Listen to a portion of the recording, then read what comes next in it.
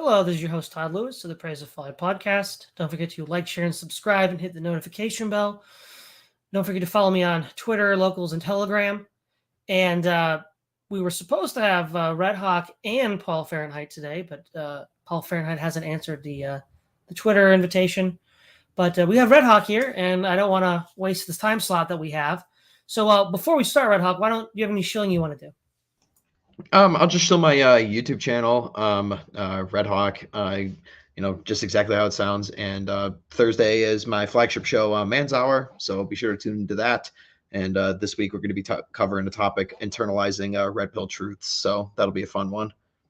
All right, just want to look at the chat here. Cool Chickens, Minoan, and Zero World. Cool, thanks for showing up. Yeah, so this idea sort of got started was when I was the last time as a guest on your channel, Redhawk. We talked about base moments in history, and you seem to be really interested in the great age of exploration. A lot of the examples you pointed to came from that, and that's something that, of course, us living in the new world, that's important because that's how a lot of us got here eventually. And what's interesting, and I think one of the things that you brought up, right, was that there was a sort of like heroic man of action element that we don't see anymore then, that we don't see anymore now, due to everything being mechanized and safe and regulated and bureaucratized. And I think what makes the age of exploration interesting from like this top-down world historical perspective is, one, we see for the first time what we would call modern technologies being used. So the magnetic compass was used by the Europeans to navigate the world. And you had the merger of naval designs from the North Sea, the cog, which is a deep hulled trading vessel, and Mediterranean vessels with sails pioneered by the Arabs into the carrack, which had a deep hull for ocean-going travel and a large sail to catch the winds, and then magnetic compass to direct it around. A lot of these guys had guns and steel, so they could overpower the natives that they fought. So there was this advantage in technology, but also it was not to the point where it is today, where technology seems to have placed initiative, where men no longer really have a place. They still very much did have a place. And a lot of it revolved around insight. So whether it was the navigator or the Indian guide or the, for lack of a better word, the conquistador figure that wants to carve out, a swath in some undeclared territory for his kingdom, for his realm, it was all about, you lived or died based on, how visionary your leader was. If your leader was unvisionary or made one wrong decision, your whole team might die. And I mean, the stakes were really high, and you had to pick men that had a wide range of skills and talents that they could then work together to solve all of these problems in a way that it's very hard for us today in the modern world to imagine. Yeah, absolutely. I think it's also important just to stress at the very start, what would eventually become to be known as the Columbian Exchange, starting with Columbus in 1492, sailing the ocean blue, as we know, is that, as far as I'm concerned, this is probably one of the most significant moments in human history, for simply the fact that you have the old world being connected with the new for arguably the first time in history. I know we can talk about like the Viking conquest and stuff, and what is now like northern Canada and such like that. But this is truly the first time when you really have a exchange of old and new. And quite frankly, if this didn't happen and it didn't occur at this certain point in history, you quite frankly would get a bifurcation in species. Imagine if we never were able to navigate the ocean, the human genetic line would completely split off into two completely different species. And arguably it's one of the most significant moments in history just for that alone, that we're able to reconnect with these long lost peoples. Well, and that development in isolation left the native peoples vulnerable to European diseases. Now, in certain parts of the New World, it left Europeans vulnerable. So, for example, in the Caribbean and the American South, infectious diseases from mosquitoes were more damaging to Europeans than to the native population.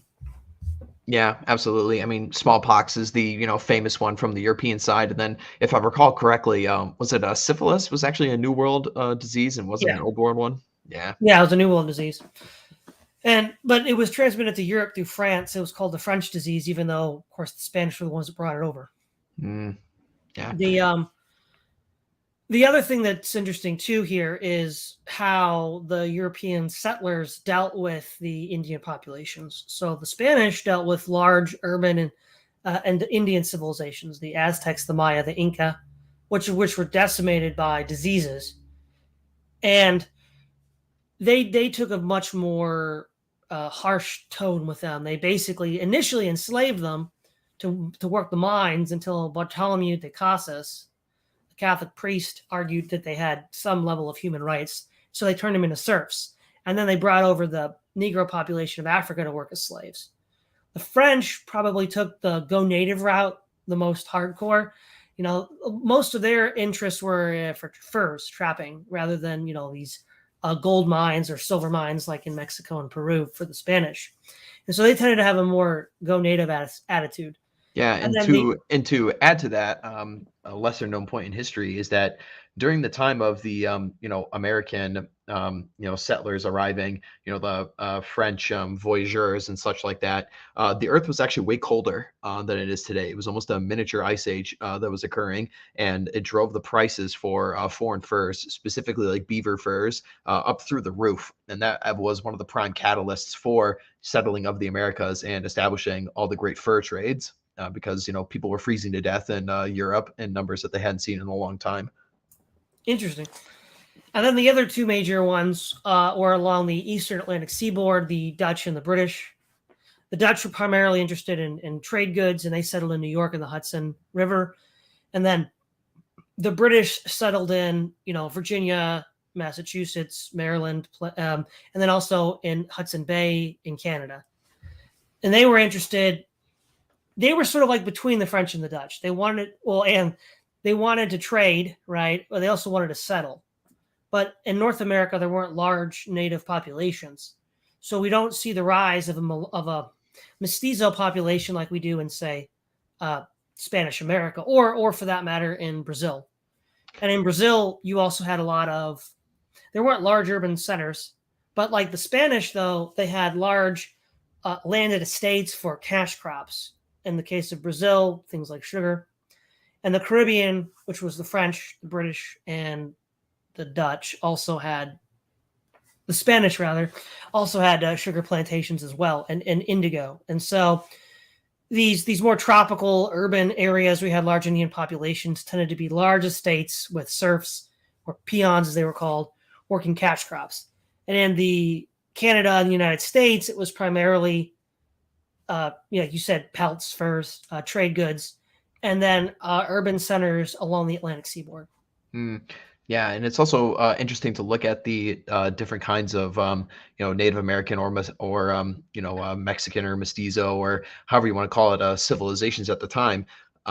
It's interesting to look at how what we would now call Native Americans in America did not establish a large empire to the extent of Aztecs or Mayas and Incas. And one of the largest reasons for that is that domesticable species like cattle, pigs, and horses, they were all extinct at this time in North America. So it's much harder for you to establish an agricultural civilization when you don't have these animals to pull your plows or such like that, where you can settle down at one point. Of course, the winters are much more difficult in North America as they are into the tropics. So you just have more resources to work with. And then, of course, the Incas, they had llamas that they were domesticated, which helped them a lot in establishing their civilization as well. So these kinds of advantages that Europeans had, with things like the horse, with things like cattle, were just not available to Native Americans. So they weren't able to build vast empires, hence the reason why they were sparsely populated and was much easier for people to settle in those areas.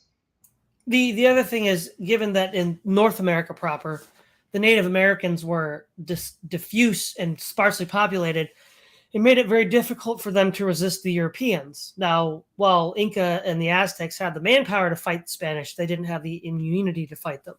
The diseases were ultimately, I think, the key factor in European hegemony in the New World, because the Spanish showed up in 1492, and the first English settlement that lasted was Jamestown in 1607, so well over 100 years later.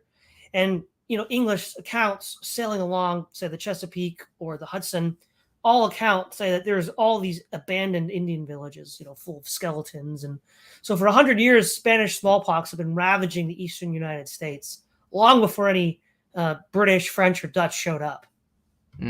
Yeah, absolutely. And I think it's also important for us to stress as well that, with the modern wokeization of, our history, replacing Columbus Day with Indigenous Peoples Day, comes all the nonsense of the propaganda spread that these Europeans that had no concept of germ theory at the time were somehow, deliberately infecting enemy native tribes with smallpox, blankets, or something like that, which is completely farcical. And there's no, historical fact for this, that they were doing this intentionally as biological warfare.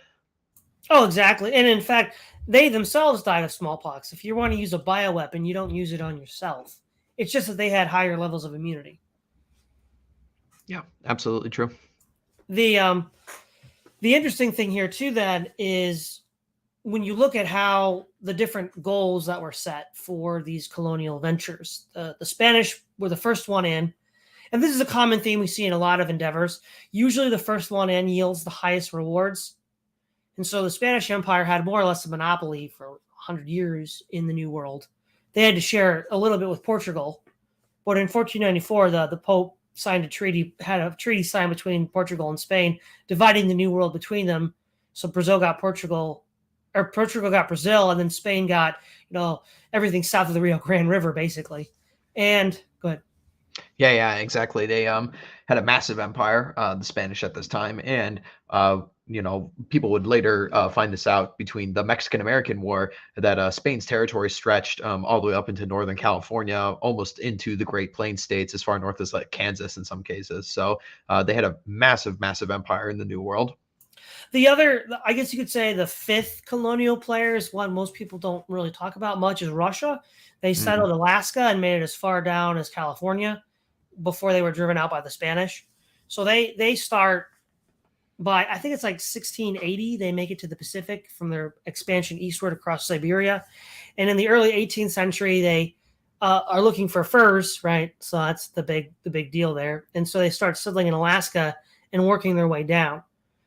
Now, of course, if you live in Alaska, you'll know about that. But for the purposes of the broader age of exploration, Russians come pretty late, and their influence is not huge. Though, it is important because when we buy Alaska from the Russians in 1867, there's gold there, and that's a huge boost to the U.S. economy at the time. Yeah, exactly. They're kind of like a lesser known player. They don't really declare like big giant colonial wars against other colonial powers of the time. They're just kind of there, and unfortunately for them, as you stated, they weren't really aware of the mass gold deposits until after they'd sold it to the United States. And other than that, what really is there to do in Alaska and Yukon without being able to mine these minerals? It gets really, really cold. Obviously, I mean, you mentioned you have your furs, but no, basically the Russians just found a new Russia, because like Alaska is no different than the Siberian, taiga and tundra of their homeland. So, Well, also too, uh, what made the Eastern United States expansion much slower than the rapid Spanish conquest of their territories in the 16th century is as Machiavelli points out, an imperial system is easy to conquer rapidly because once you remove the head, right, whether it's like Montezuma or Atahualpa, the whole system is sort of begging for a new head. And if you, the conquering warlord, can position yourself in that position, like Alexander did with Darius, you can rule that pretty easily and quickly. Whereas if you have all these squabbling, independent-minded people, like when Persia invaded Greece, well, that's a lot harder to conquer because there's not one easy way to bring them all to heel. yeah, absolutely. Just think about the massive expansion west, manifest destiny of America with, the Trail of Tears and treaties signed again and again and again, and then multiple Indian wars stretched over, well over 150 years. I mean, it was until the 1910s when you were still legally able to scalp an Indian in Arizona and return it to the state for, a profit. So this was a very long process in the Americas, because there wasn't an established empire for you to just walk in and take over like there was in Central America or Peru, where the Incan Empire was in the Andes. Yeah, exactly. That made it just that much harder to take. And back to your earlier point about the sort of fairy tale about North America, what's told by the modern left with European colonization. Most of these Indian tribes were had proud warrior traditions, and that if you were to go back in time and tell them what's being told about them now, they'd be appalled at just how lame they look. They'd be like, well, we're the son of the great spirit. We're the great warriors. We conquer all of our neighbors. Why are you telling us these lousy stories? Yeah, very much so.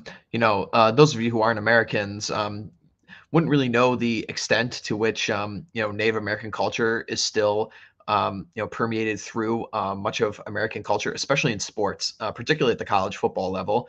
There's multiple teams throughout all of America that adopt Native American tribes to have great big war dances, for their mascots, and it's still very much a part of American society in this regard. The warrior chief, running and screaming his head off with his war lance and his painted horse to go and scalp his enemies and such. But yes, they were absolutely warrior peoples. They fought with each other all the time, which makes the farcical argument about, I think, to people like the Lakota tribe that constantly are fighting with the U.S. government, and that Mount Rushmore is built on native lands. It's like, well, okay, so the Lakota declared war on the Cheyenne, and the Cheyenne on the Arapaho, and the Arapaho on whoever was there before. So this argument is completely moot. Well, yeah, exactly. Like which native, right? That's always the rub here. But what's interesting too is it's not just that the Europeans had superior weapon systems to the natives, and they had the hidden advantage of pathologies, which neither one understood really very well. But the other thing that the Europeans had was advanced social organization. So I recently last year read a book about from the 1960s when history was still pretty good, about the Puritans in New England and their relationship with the Native Americans. Because the Native Americans had simple and uncomplex social structures. There was no supranational organization to arbitrate disputes between the tribes. But the Puritans, had writing, cities, literacy, the printing press. They were able to create more advanced political structures. And what that allowed them to do was to create intertribal dispute mechanisms in a sort of supranational confederation over New England. And it turned out that a lot of the native tribes felt that was a superior way to dealing with their problems than historic tribal conflict. And so in that regard, the Europeans offered some of the Indians that they wanted. Yeah, especially around like elementary school in America, you're constantly fed this false story about how the New England tribes or the New England peoples, sorry, of England were basically starving to death and dying, on the shores of Chesapeake Bay and everything until Squanto and the native Indians came up and showed them how to farm or something like that, which is completely farcical. I mean, they crossed an entire ocean. They knew how agriculture worked. They knew how to hunt. They knew how to build things. They were thriving very well. But it came to the point where many native tribes basically, for lack of a better word, formed alliances with them. And you saw this all throughout, the French and Indian War or the 7 Years' War, depending on, where you are, what it's referred to. But there were many natives that just completely sided with, European settlers because they got a better deal from it, quite frankly. They got protection from other warring tribes and protection from their land. So they took the better deal. Well, you see, that's the kind of irony of this narrative, right, Redhawk? In order to, quote unquote, empower native voices, they become the imperialists who speak in the name of the Indians. Yeah, absolutely. It's kind of the irony of their own position here. But what's so interesting, though, too, is the need for having that vision, right? Think of like the Lewis and Clark expedition, where they go all the way to the Pacific coast. You have to have a team of men, and of course led by Lewis and Clark themselves, who have this just insight, this read of the land, this read of where they're going, who to trust. Because one wrong Indian guy could get the whole group killed, right? Mm-hmm. And so you have to know who to trust, who to talk to, how to plan. You've got to then plan logistically how you're going to feed your company as you go to and from your location, because they're going out into wilderness. They don't expect to be able to, buy dry goods, right? I mean, There's going to be native settlements, but nothing that's going to be able to meet their, needs in a sense of a Western society. So think about all the planning that has to get involved and the level of skill and foresight that you have to make that, go off without a hitch. Exactly. And back to our discussion earlier about how, specifically in what would become the United States of America, because there wasn't an established empire at the time, it's not like they were getting very accurate information from the natives they were speaking to at the time anyway. So, for all they knew, the Great Plains of America, quite frankly, could have gone on for forever. They had no concept as to when, this land would end, what mountains were coming up, when the next ocean would come up. They had no idea of this. So, it's fascinating to think about, the kinds of men, that were the frontiers and were the pioneers, were these, the pinnacle of Faustian man, as far as I'm concerned, just, exploring ever westward, not knowing what would happen. And of course, you're dealing with not only hostile tribes, but different weather patterns, different biomes, different flora and fauna that you're completely unfamiliar with. Is this safe to eat? What kind of animals am I dealing with that could potentially, kill me? What is their hunting patterns and such like this?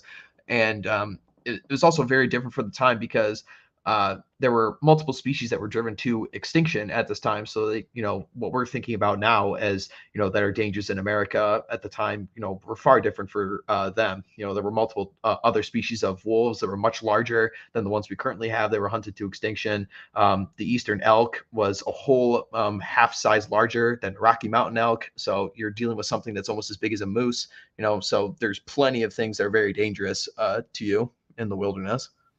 Yeah, the other thing too is how both the Indians and the Europeans adopted practices from each other in the form of war. So, right, the Spanish, they eventually would let a lot of their horses go, and they become rewilded. And a lot of the Plains Indians ended up catching them and then domesticating them. And so, by the time the United States makes it to the Great Plains, there's all of these native tribes that, over the last 200 years, have relatively rapidly integrated the use of horses for mobility and hunting and warfare. And then the United States, famously in its war for independence against Britain, adopted the hit and run tactics of the Native Americans, which in part we had learned from the French, who had been using them in the 7 Years' War. And so there was this sort of rapid exchange of tactics and techniques that really took place very quickly. Yeah, it's truly staggering when you think about it. You have a group of people that were already, arguably thousands of years behind technologically speaking, but they quickly adapted to the horse. They were fantastic, horse archers and horse cavalrymen. And surprisingly enough, what made the Mongols so amazing, several hundred years earlier, was their invention of the stirrup. And the Native Americans didn't even have stirrups, and they were still fantastic horse archers, which is really fantastic to think about in and of itself. And this also comes into another lie in a meme that everyone is told about the Great American Buffalo, about how it was the white man hunters that came out and destroyed them all. When, quite frankly, it was actually the natives who now were able to adopt this and totally new nomadic lifestyle of following the buffalo herds because they now had access to horses in order to hunt them down. It was actually the massive expansion of native Plains Indians tribes that switched from almost sedentary lifestyles to being fully nomadic and getting everything from the buffalo, because now they could take advantage of this. And that was the major decline in buffalo populations. It was not white American hunters. This is a complete lie. Yeah, the what's interesting too is if you look at the slow rate of westward expansion, say from Jamestown until the end of the American Revolution with the Treaty of Paris in 1783, it took almost 170 years to get from Virginia to the Mississippi. And so many of the founding fathers thought, well, it's going to take another 170 years to get to the Pacific. And it took like 60. And there's two reasons for that. One, of course, is technology, right? We had the railroad, and we had, but also the Great Plains are flat, right? They're not crisscrossed by rivers and forests and mountain ranges. And so it wasn't as difficult to traverse once we got to the Mississippi in the first place. Yeah, absolutely. For our European listeners here, basically what you have is in the eastern part of America, you have the Appalachian Mountains, which are heavily forested and heavily wooded, and they don't really get as tall, white snow-cappy peaks. It's not really what they are. Then you come across, once you get past the Mississippi River, it is just thousands of miles of nothing but grass and rolling hills. And then you come across the continental divide of the Rocky Mountains, which are our true giant snow-capped peaks that actually do require, significant navigation to get through. Eventually, you get things like the Union Pacific Railroad Company with dynamiting their way through the mountains to establish railroads and everything like this. And then once you get past those, there's a second set of mountains in California, the Sierra Nevadas, which is switched between two deserts, the Sonora Desert in Nevada and Arizona. So it's very, deadly terrain to make your way through. And it truly is like a marvelous accomplishment of, the American spirit to make it all the way, from sea to shining sea, as it were. But then there's once with the closing of the frontier, though, there's then this closing of the American spirit in a sense, because then without anywhere to go on the continent, right, it has to reinvent itself. And a large part of that reinvention was, so if the frontier is closed in say 1890, maybe it takes about 30 years, but then it seems to be that spirit was channeled into the urban mercantile life of the eastern cities. Yeah, very much so. It is absolutely not a coincidence that right when the American frontier truly closes, around like the 1880s to 1890s, that's when America starts turning its gaze internationally. Our first like true international war and colonial war is the Spanish-American War, where Teddy Roosevelt, his Rough Riders, famously invade Cuba, but United States also gets access to the Philippines and many other islands throughout the Caribbean, and that's truly when the frontier has more or less been settled in America. So now we have to, take this, Faustian urge to expand, and we look outwards. And a lot of people would argue that this is pretty much at the point when America starts to go off the rails. Yeah, because that desire to explore, as you called it, that Faustian drive, is now directed outward, which then allows for the foundations of the American Empire, all the entangling alliances that the founding fathers were afraid of, and the loss of liberty that John Quincy Adams warned us of. So in that regard, it was sort of the beginning of the end, as well as of that type of American spirit. The other thing too that's of course I think interesting about Canada and the United States versus say the Spanish and Portuguese America was that because there were fewer Native Americans living there in the first place, not like these dense urban settlements like in Mexico and Peru, and relatively smaller slave populations. We have to remember that 3/4 of all the slaves that came to the New World went to the Caribbean, Spanish America, and Portuguese America. Vastly more than ever went to North America, and that would have been to the American South. Yeah. And so it was much more stable because there was a much more ethnic homogeneity in Canada and the United States specifically, whereas in Mexico and Peru and Brazil, you have all sorts of different ethnic groups and mixed ethnic groups, which led to continued political instability, not just under the Spanish and Portuguese empires, but even in independence.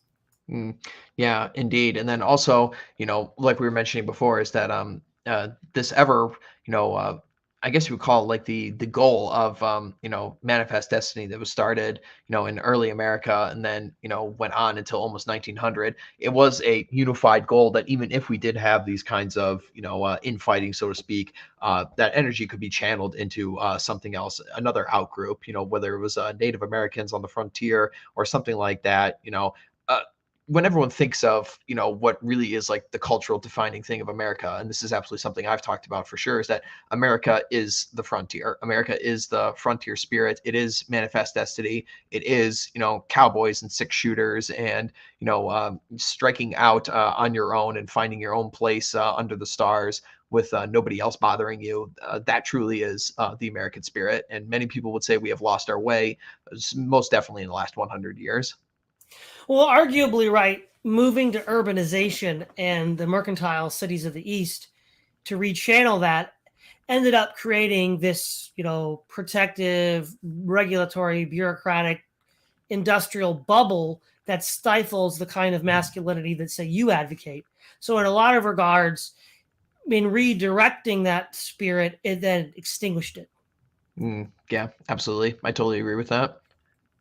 The other thing, too, that's interesting is that Mexico, right, which once it gained independence in, I think, 1821, it almost didn't hold together as a country, right? We all know about Texas and how Texas seceded and then was later annexed to the United States. But at one point, there was talk about California. There were revolts in the Yucatan in 1846. The Yucatan actually applied for, I think, territorial annexation by the United States, and the United States rejected it. So the Yucatan is interesting because the Maya were one of the few Indian tribes that put up a very stiff resistance. So they outlasted the Aztecs and the Inca. They weren't put down by the Spanish until 1690. So well over 150 years after the first contact. And then beginning in 1830, leading up to 1900, there was what was called the Caste War, where the Maya were fighting the Mexicans. And so in many regards, those more dense urban Indian populations continue to have these frontier-like colonial settler-type situations well into the end of the 19th century. Oh yeah, there were multiple, civil revolts, slave revolts, civil wars held in Mexico, well up until early 1900s, and then famously, you had characters like Pancho Villa that would end up invading, the United States, which ended up kicking off wars as well because he was like stealing equipment from people, and then this even ties into the Zimmerman Note, famously in the First World War, when whether we argue if it was real or not, the argument was that Mexico is going to, sign a treaty with Germany to come and invade the United States from the south. But, of course, there's arguments back and forth as to whether that telegram is actually true or was a false flag. Right, but what's interesting here too is that southern frontier, in a lot of regards, George Patton, the larger-than-life American general, was sort of like straddling the divide. Right, he got started with the Pancho Villa raid, I think it was 1916. And in many regards, he had that cowboy, six-shooter vibe that you're talking about. He had those ivory, handled pistols. And he carried that sort of older way of thinking into the Second World War, which was arguably why he was so successful as a commander, but also why he was not popular amongst the, U.S. Joint Chiefs of Staff, and why I think he was, killed. So I think he was killed on purpose. And so it's interesting that he's sort of the last expression of this frontier attitude. And I mean, it's very effective, but then as the problem is with these kinds of men, they're hard to control. Yeah, absolutely. There was no shortage of those men at the time. MacArthur is another person that comes to mind, famously. It's interesting when you compare and contrast, let's say, those men of old to, generals of today. I mean, they even tried to impersonate, these guys of old by, giving themselves like nicknames like Mad Dog Mattis, if everyone remembers that guy from the Trump years. But, the man just simply does not have the, the charisma, the gravitas, anything like this of these, frontier men of old, so to speak, or men of power, as Bap would call them. Right. And like I said, I guess Patton was like one of the last representatives of that. And the other thing that's interesting too is if you look at the life of, say, like a Davy Crockett or a Daniel Boone, there's a certain reading that you get from both more patriotic American tellings of the stories and then also anti-American tellings of the story, where they were constantly fighting Indians. Because what the actual fact is, if you're that far from civilization, you can't be constantly fighting the people that you're living next to. And there are lots of examples of people like Crockett and Boone and others having mixed relations with Indians, sometimes friendly, sometimes hostile, depends on the situation. And that kind of gets blurred because of certain narrative lenses that are superimposed on these people. Yeah, absolutely. Crockett himself famously was a fighter in the Creek Indian Wars, in what is now northern Florida and southern Georgia. And then after the war, he was also a outspoken, opponent of Andrew Jackson's Trail of Tears and his Indian Bill. So Crockett was basically like, hey, these southern tribes were attacking settlers, so we're gonna start a Tennessee militia and we're gonna go and fight them. And now that this war is over, they get to be Americans, just like Congress said they would. And then famously he tore up the speech. Or tore up the bill in his speech in Congress when they tried to sign it behind his back, and he basically said, "To hell with all of you! I'm going to Texas." Yeah, I know that's something a lot of people don't always remember about Davy Crockett. Yeah, so there are these interesting interactions that occurred. I guess also I was looking in the chat, and Forge Warhammer mentions the Mormons, and yeah, the discussion of the West wouldn't entirely be complete without the Mormons. You basically write your own fan fiction version of the Bible and make it stick. That takes some gumption, doesn't it? Pretty much, and then not only make it stick, but you control a whole territory, and to this day, a whole state. And I think it's even still to this day that in the state legislature in Utah, it's still like 75% Mormons. It's a state that's totally in control of Mormons. Even to the extent that on the state, you can't sell alcohol on Sundays. So they still have a very large impact over there. Well, what's interesting too, right, is the idea that the Native Americans were the lost tribes of Israel was not unique to the Mormons. So that was an idea that was floating around at the time. Whenever European settlers would find new peoples, they're like, oh, maybe they're the lost tribes of Israel, because they're trying to put them in their frame, and they don't have a frame for them. But what the Mormons do is they sort of take this and write their own bizarre fan fiction in the Book of Mormon about it, and then ally with them and treat them as like almost Mormons. You're not quite Mormons yet, but we'll treat you, we'll use you to help fight the US government or whoever's harassing us. And the thing that we see with the Mormons as a sort of more concrete example, what drove a lot of westward expansion for European settlers was they didn't fit in to the social constraints of the East. And so they went further west to live less rigid lives. Now, of course, the Mormons had their own religion and they imposed their own rigid set of controls, so to speak. But the thing for them was polygamy. That was what did not fly out east. Yeah. So they had to start a new. So the Mormons are probably the most successful example of this broader process in the West. Yeah, very much so. As much as people in our circles would have gripes with them on theological and religious grounds, you cannot deny that they certainly were successful. They set up their communities, they set up their own forts.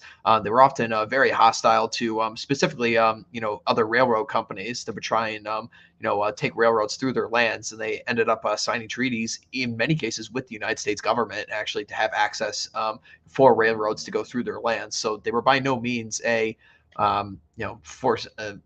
They were big players for sure. Yeah.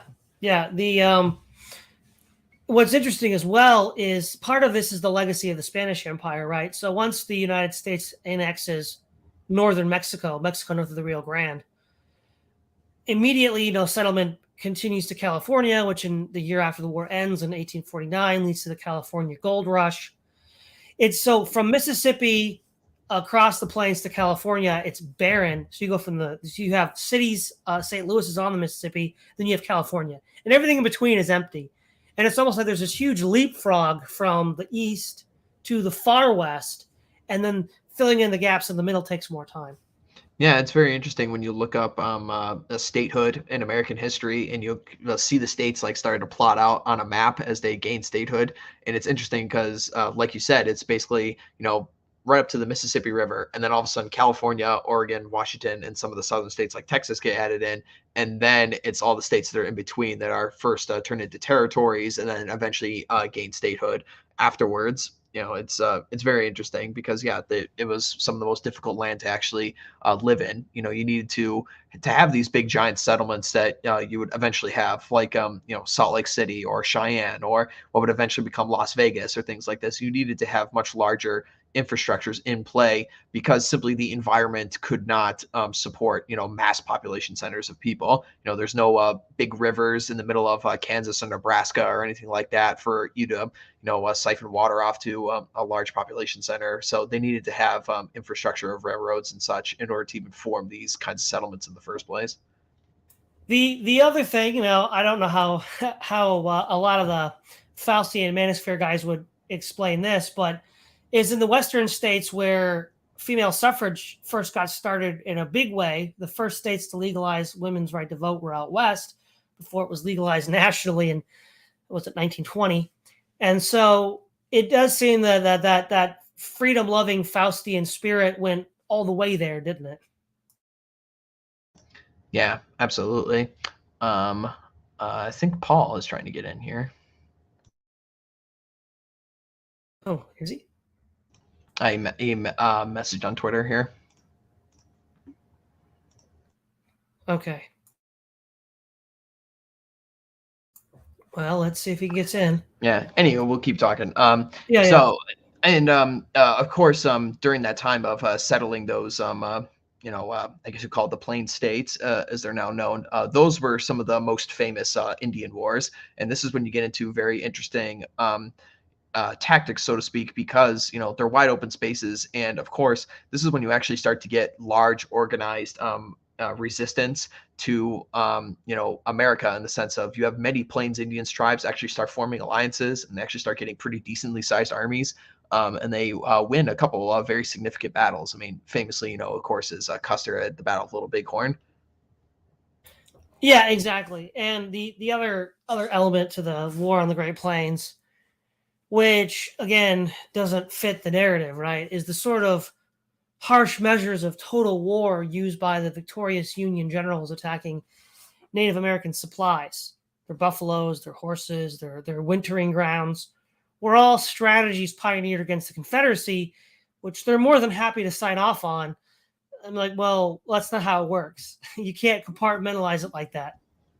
Yeah, exactly. I mean, they learn these tactics in certain places, shall we say, and it took some time to hone them. I mean, famously, General Grant, was a Union general, and then when he ended up going out west, he fought in a couple of Indian wars as well. I mean, they got these tactics from somewhere. Well, exactly. And again, the difficulty here, right, was that the logistical base of the Native Americans was just very limited, right? They could not match in well, by that point, the industrial might of the United States. I mean, neither could the Confederacy, but even before then, the colonies and then later the early American republics still had a far greater ability to manufacture goods. So any sort of steel weapons or guns that the natives used, which they got very proficient at, they still had to get from Europeans. And as long as they couldn't make their own, they would always be at the whim of a European power. Yeah, the simple fact of the matter is that you being a Lakota Sioux or Cheyenne or Comanche or whatever you were, all the weapons that were most effective against your enemies, lever action rifles, 6-shooter revolvers, any steel swords or anything, you had to scavenge them off your enemy or trade for them, because you just did not have the industrial centers or the know-withal to actually, logistically supply your guys. So, it was always going to be an issue with them, even though some would say that they themselves were more capable hand-to-hand fighters. They just simply got outgunned because, they couldn't make bullets. Well, yeah, and for example, once the federal government, the quote taming of the West unquote is when the federal government imposes direct bureaucratic control over the area, and once they're able to do that, then they're effectively able to choke off supplies to the Indians, because now with a lot of these government agencies and government bureaus overlooking everything, it's like, well, now you can't sell it, whiskey and guns under the table anymore. It's not that easy. And so you begin to choke off the supplies to the Indians there. And oh, here's Paul Fahrenheit. Okay, Paul, you're here now. Hey, I apologize about that. I was on a nature walk and my phone died, and I had to find my way back to civilization. I apologize for apologize for being late, gentlemen. Very frontiersy of you, so it's perfect for the conversation. Yeah, I guess. Yeah. No, we were just talking about the Great Plains Wars. Anything you want to add on that, Paul? The Great Plains Wars, at what particular era or what particular year? Post Civil War. Post Civil War. I mean, those are kind of like, the majority of the mopping up against this. I mean, I guess the mopping up wouldn't be the right term. Mopping up would be describing the wars of that period. No, most of the big conflicts with the natives, in which the natives posed any serious threat, were pretty much over and done with before the Civil War. We're talking about the Iroquois Wars in the early 1800s. We're talking about the Comanche Wars in the 1840s to the 1850s. We're talking about the wars against the 5 civilized tribes, the Red Stick Rebellion, where Jackson basically fights a race war in the old Southwest. Those are the major, like, big Indian wars that meant, that were threats, basically. If you're talking about post Civil War, the Sioux Wars, the Nez Perce War, a bunch of other stuff like that. It's kind of more just like they weren't so much wars as much as they were like extended border disputes with conflicts, or with set piece battles every now and again. Is kind of my opinion on it. It was really just is really more of a you'd glean more from it, and more of the important stuff was done from it by looking at spreadsheets of the increase of population counts in towns in the Old West, than you really would battles, which isn't very glamorous. I apologize. Yeah, I think Paul is very correct here that the early wars of, the Indian wars of the American frontier, like he was saying with, Red Sticks Rebellion under Jackson, or wars with like the Iroquois Council or something like that, are much more of what we would traditionally call like existential, wars and threats to what would later become the United States. By the time you have the Plains Indian Wars coming around, they're basically little more than rebellions inside of the United States at this point. There was absolutely no way that the Comanche or the Sioux were going to form some massive empire that was going to take out the United States from within, for much of the same reasons we were talking about, Todd. They just didn't have the logistics. They couldn't make bullets. They were still dying from diseases. So it was still part of the taming of the frontier, because you still have to imagine this, that America as a country is over 3,000 miles long, the entire span of the European continent. So it's much more difficult to put it in that perspective of a traditional war, because you basically just have these border towns, essentially. They don't have the backing of, at the time, the massive United States infrastructure to fight these kinds of wars. Well, to your point, Paul, about the Iroquois, right? First, they were backed by the French, then they were backed by the British. So, unlike, say, the Sioux or the Comanche, they actually had a real European power backing them. And say, for example, in the War of 1812, we had to fight the British and their Indian allies in that region. And so that does make them much more of a threat. The main reason why the Indians failed to defeat the United States was, one, they couldn't make their own weapons. They couldn't make their own steel weapons or guns. They have to buy them from European powers, which put them at the mercy of European powers. They lacked immunity to diseases brought by the Europeans, and they lacked sufficient, I already mentioned manufacturing, but political organization to wage a war of attrition, which the United States could and did do. Yeah, that's completely correct. I mean, the reason the United States kind of won out of all these, even against Britain, and even against the natives, is that they just had the depth, they had the infrastructure, they had the resources, they had the economy.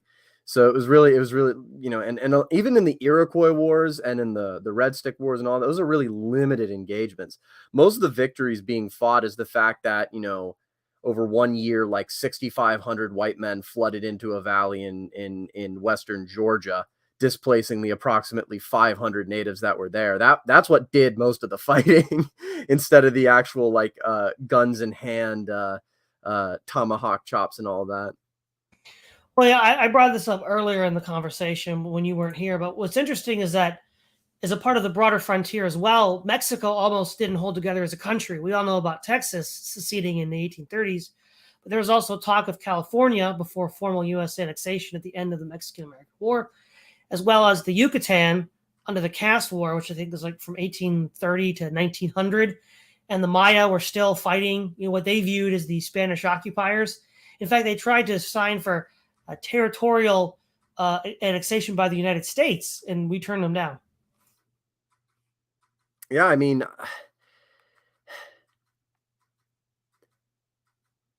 this is a difficult topic for me to start getting into, because it starts pissing people off. But I mean, shoot, give me a second to collect my thoughts on it before I start making a point.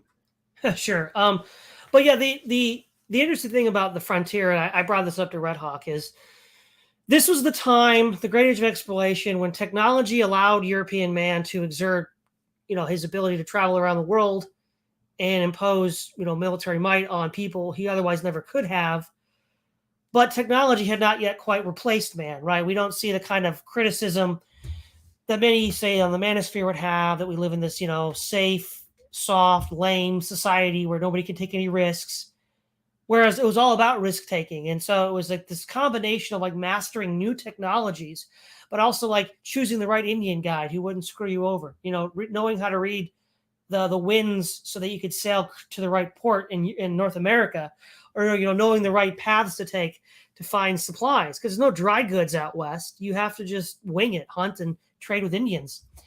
And that level of complexity of decision making, where the stakes of failure are so high, takes a combination of skills that most people today can't really even envision. Yeah, absolutely true. And I think also you're in a very unique position because basically an ocean separates you from the new world to the old world, where it's what is it, like 3 weeks to get back to Europe and then 3 weeks to get back to America. So you're constantly 6 weeks away from communication from the homeland, so to speak. So quite frankly, you have to adapt. You have to cultivate this kind of masculine energy and spirit, this rugged American individualism, which ends up showing up in things like our political system and such like this. It was made for these kinds of men of these types that were able to stick it out on their own and fend for themselves, and not having this overarching powerful government dictating their every whim. There was a lot of autonomy in this time, especially throughout all of Manifest Destiny. These individual territories just were not subject to United States law in most cases. So you had many of these towns and settlements that were popping up that just had to form their own communities. Yeah. Any thoughts, Paul? No, yeah, that's completely true. I mean, this kind of gets into a thinker by the name of Frederick Jackson Turner. It kind of gets into the frontier thesis here and how America is uniquely different from the wilderness that created it and created its people, and how all of its institutions and all that were formed by the wilderness. And it's like European components with a harsh, savage exterior making this, superior kind of being, sort of thing. That's a lot of early 20th century type stuff you'll get into. But I mean, there's something to it. There's something to it.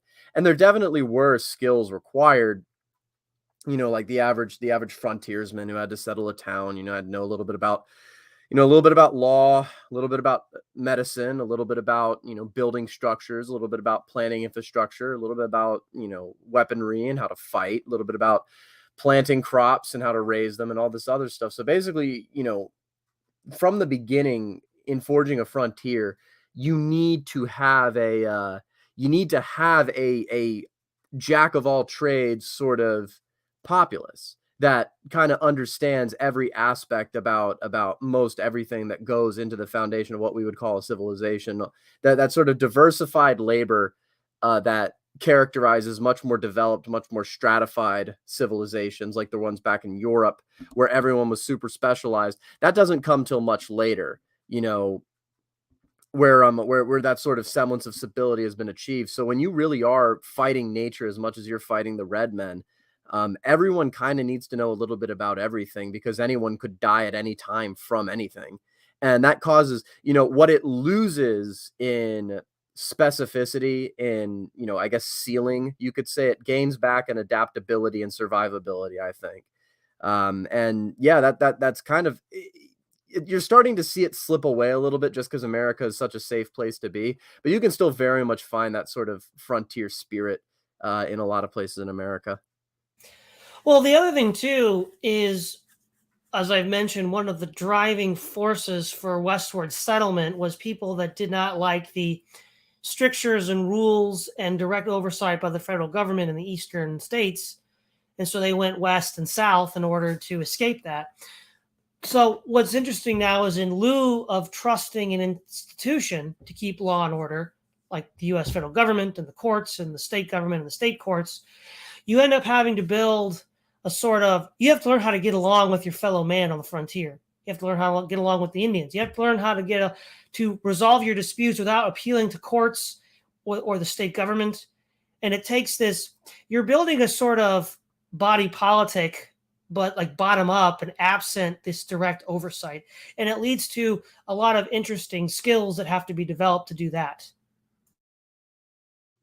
Yeah, that sort of diplomacy and that kind of leads back into the sort of adaptability thing. When literally anything can kill you at any time, you've kind of got to.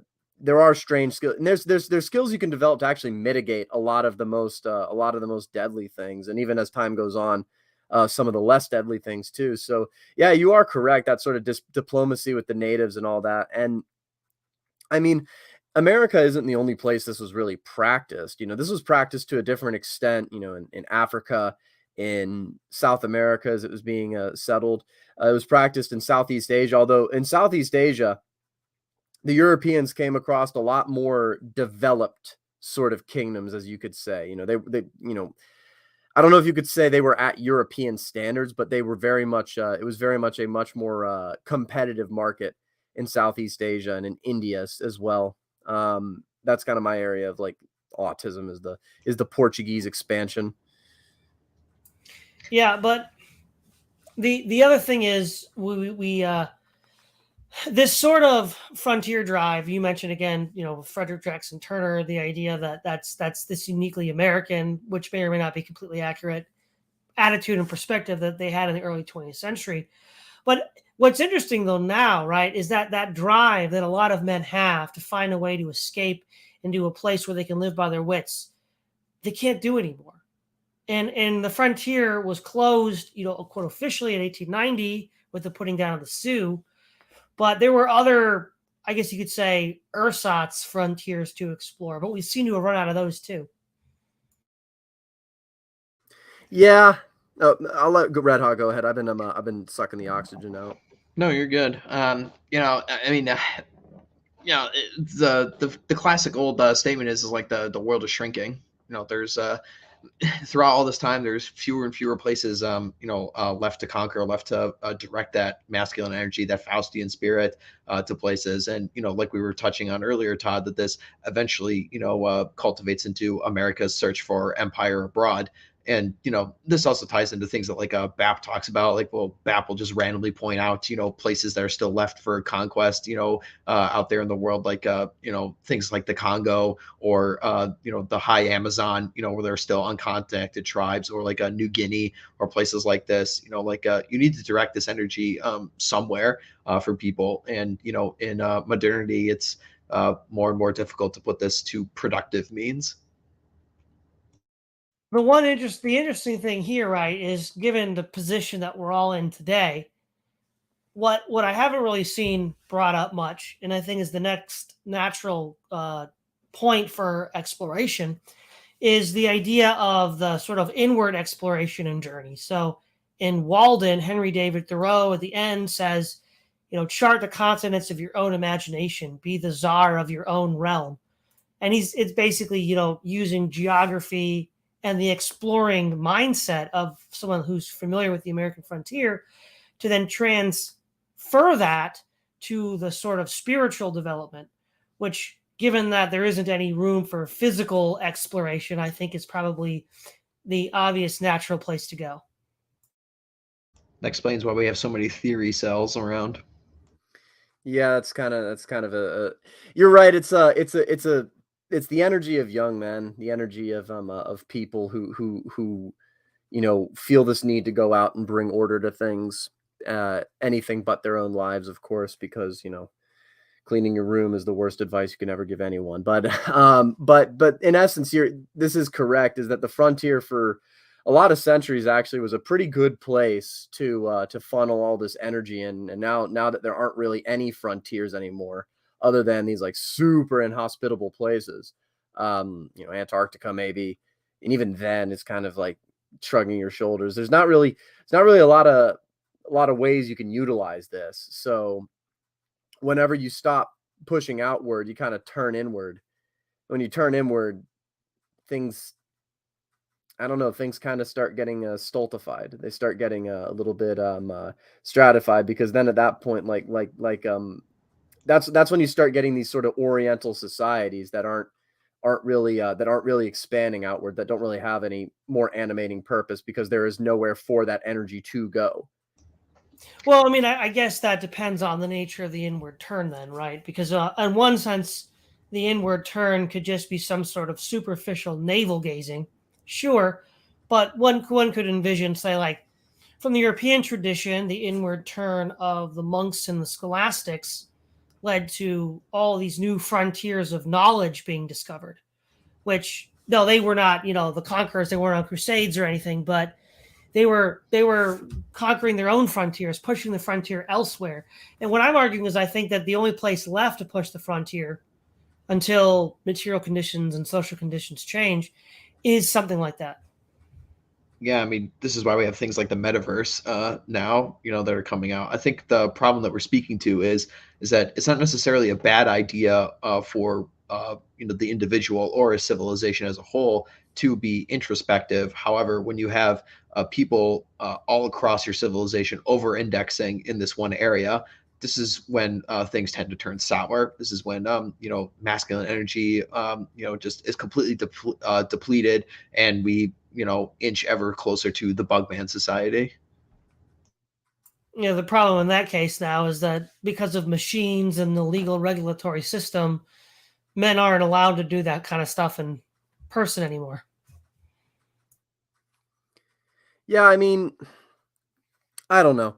I think this problem's a lot easier solved than a lot of people think it is, and that's kind of what I push towards. It's not like the space thing either. It's more of just like, well,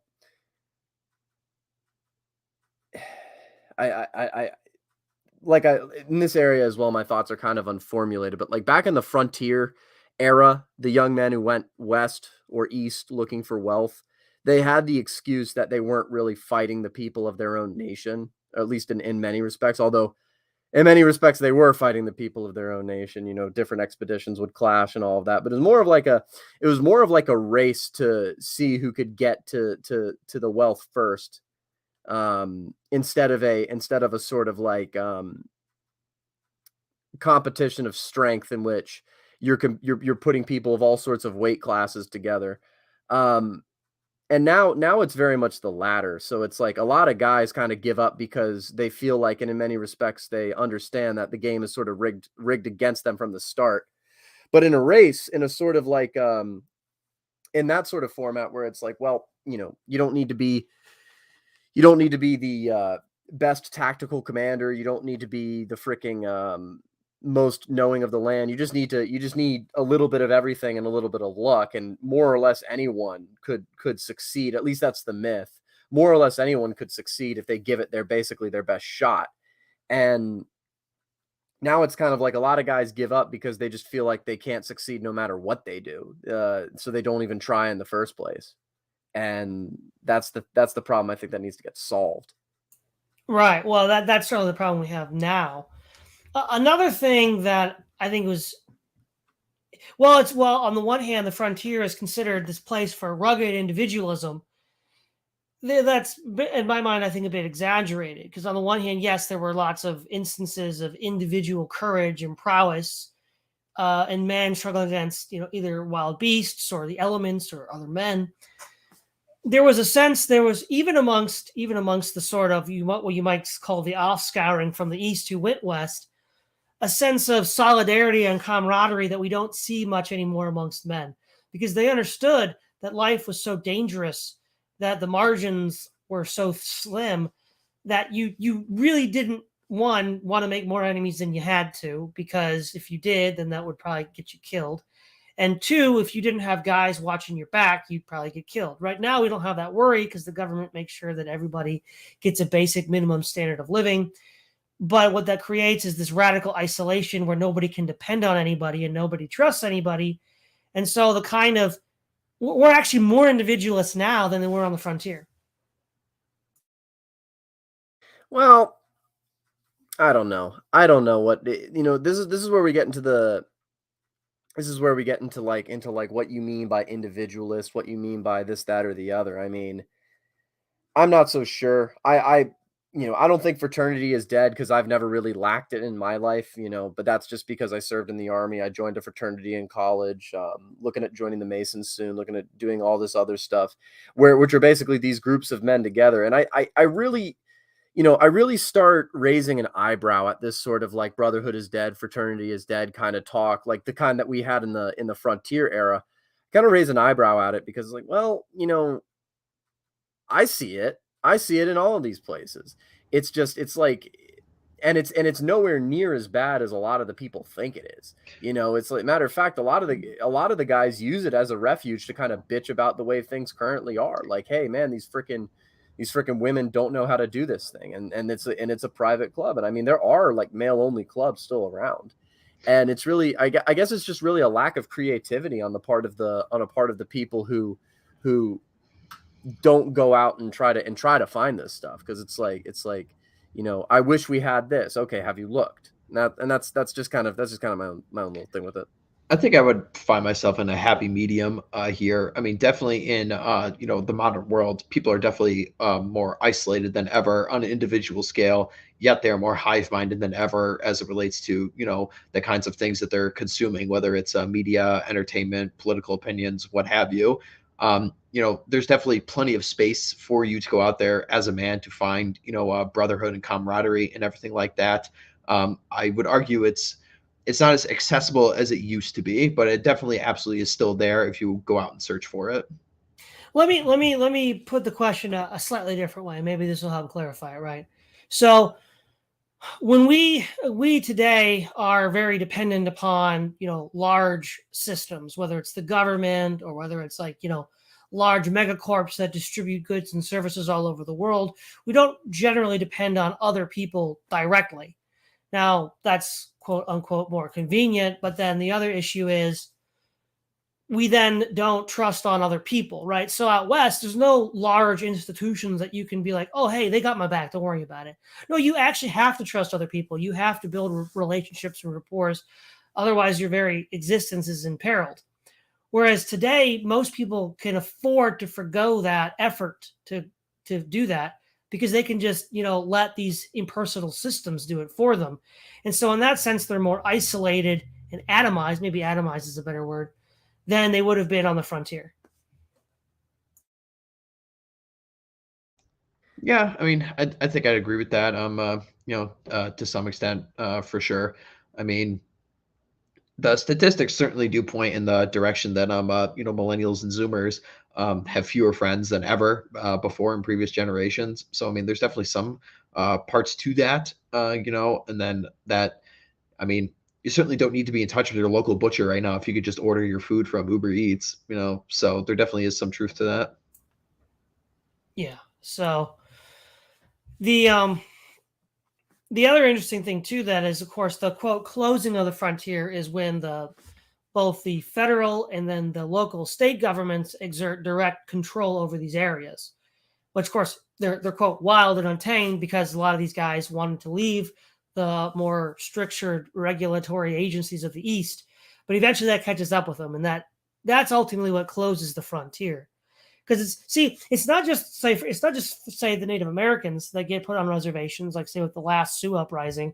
It's a lot of these men from the East that wanted to be free that are also brought under this regulatory apparatus. They maybe have slightly more freedom. They're not on a reservation, but they're almost both getting conquered by the federal and state governments. Yeah, it's back to what we were saying earlier about how like just the sense of the world shrinking. I mean, definitely you see this with further advances of technology, specifically communications, and then when you get to things like telecommunications, where the fact that we're allowed to have this conversation right now is a prime example of that. Just because we can have this also means that the government is totally in control of your everyday goings on. I mean, we are all aware of how much, Google and the ad companies are just aware of our everyday lives just by using smartphones. So there definitely is truth to that. Yeah, it's a sort of, go ahead, Paul. Well, I mean, part of me thinks we actually have more freedom now than we've ever had. I mean, and this is when we really get into second order stuff. Yeah, your information can get tracked by cell phones and all that, but like what a lot of people forget is that these databases are so full of freaking information, are so full of just like endless and endless and endless data just being compiled by these algorithms that really just means nothing. Like, yeah, you'd be surprised and you'd be scared how much information on you is out there, but it's like at the end of the day, it's kind of inert. It's not really useful until someone comes in and starts utilizing it towards those ends. And I mean, you compare it to the frontier. I don't know. I mean, people are more interested in you and more interested in affecting your life just because there are less people.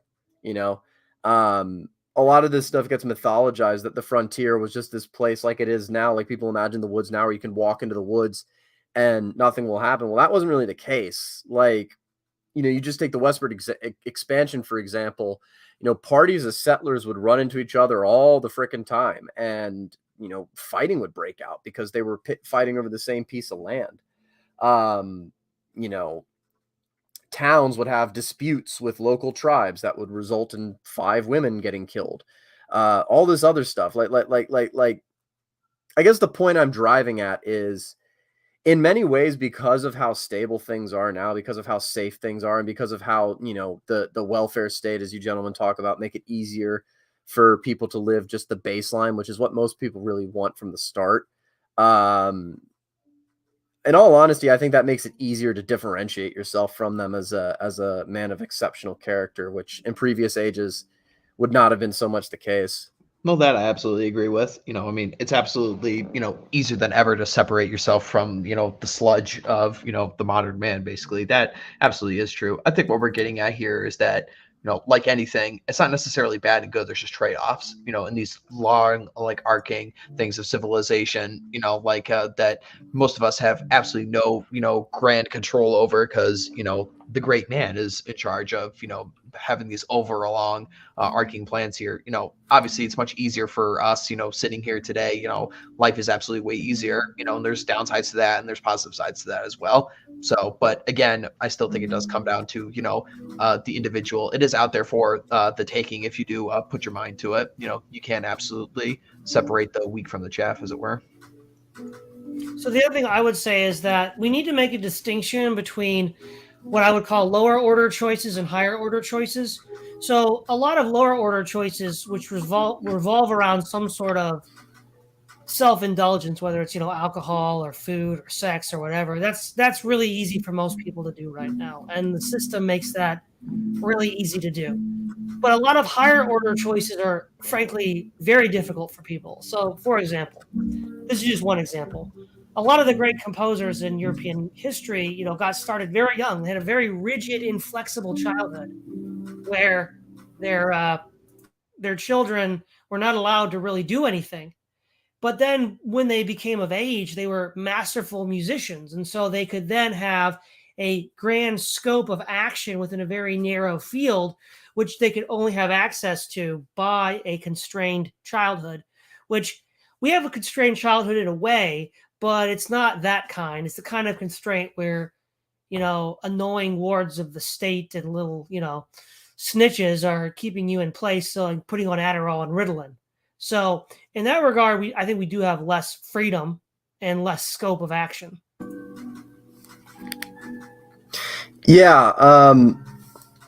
No, I completely agree. I'm sorry if I had feedback earlier. I didn't. I thought I clicked mute and I looked away for a second. But no, I understand what you mean by that. Problem is I don't like, this is when we start getting into the realm of intellectualizing, and this is where I'm going to have to hold up my hands and be like, I can't keep up with either of y'all in regards to that. I have a general sense of practicality when it comes to it. And, once we start getting beyond what you as an individual can physically do and what you can influence and all that, then I'm not capable of carrying. I don't have the intellectual capacity to carry on the conversation. Fair enough. Redhawk? Yeah, I mean, I think it just goes back to, what we're saying earlier. It's like, and one of the things I like to summarize a bunch, especially when I'm doing, manosphere type kind of content, is like, yes, is, does modernity, provide different issues for us that other people in the past, other groups of men in the past didn't have to deal with? Yes, that is true. Is it true that, while laws are largely against men and the culture is largely against men? Yes, that is true. Is it true that, a lot of people are growing up in horrible conditions of single motherhood rates, or, being drugged by the state on, ADHD medications and all these kind of stuff? Yes, that's true as well. But quite frankly, at the end of the day, just by virtue of you being a man, you are inherently an individual creature.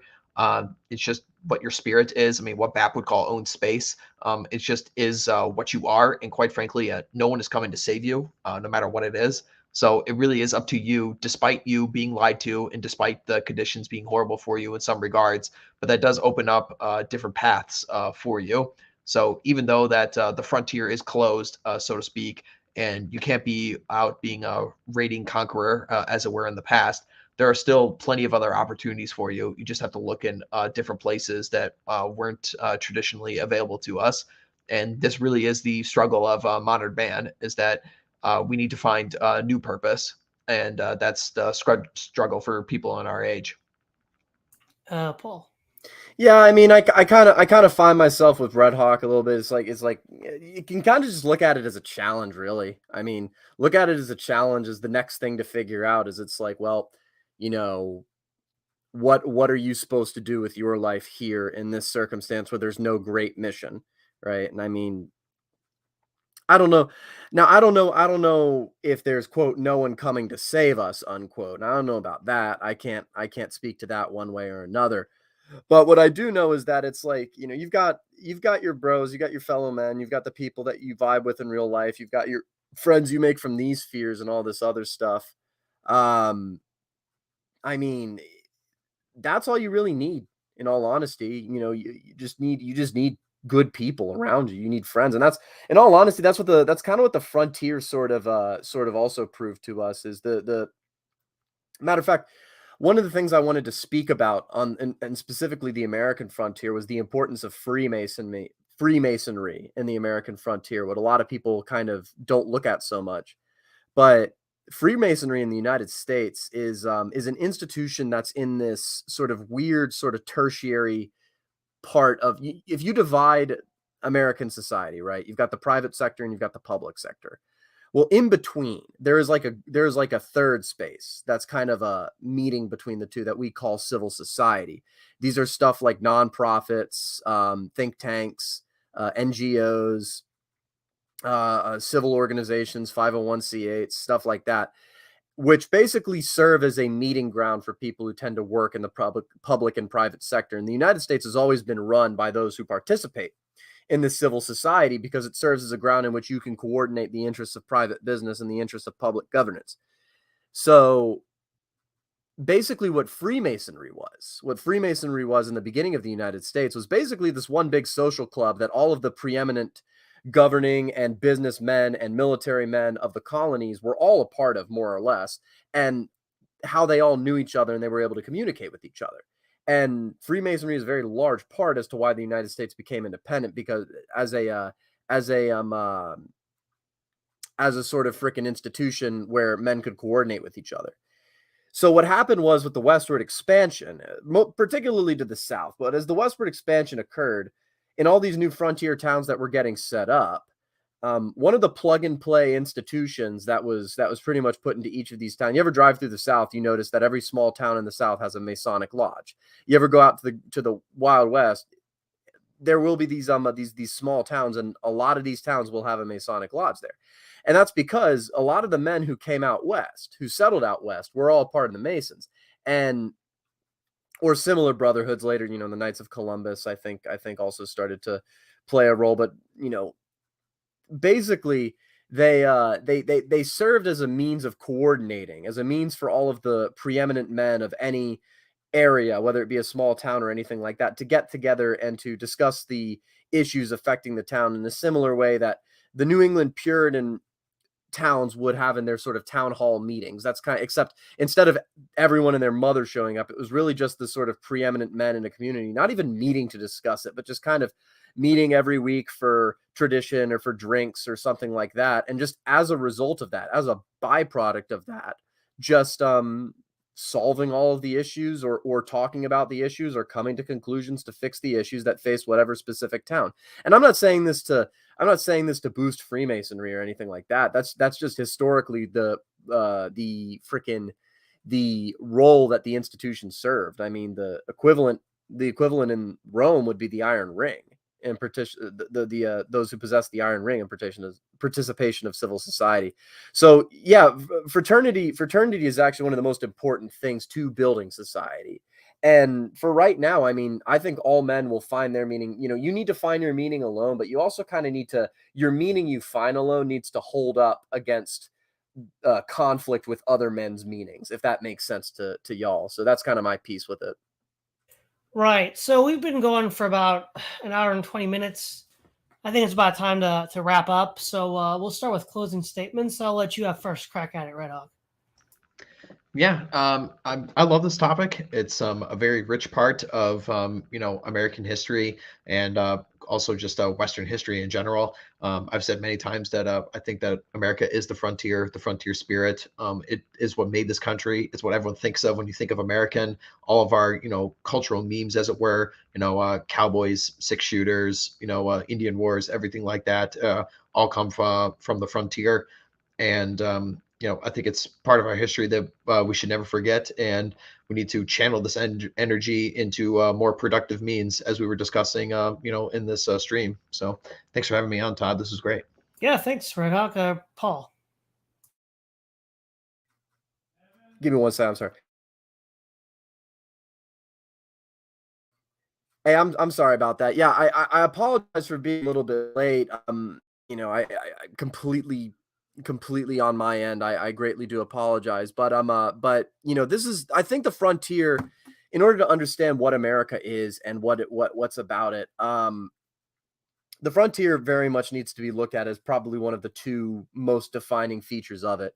And in order to advance whatever our goals are, whether they be political, social, religious, or otherwise, we need to understand how that will be, how you kind of have to take advantage of that history, how you have to slate those goals, how to specifically cater them, I suppose, to the various idiosyncrasies brought about by westward expansion, by the frontier, and by all this other stuff. So I mean that's kind of all I have to say. I mean, fraternity is extremely important.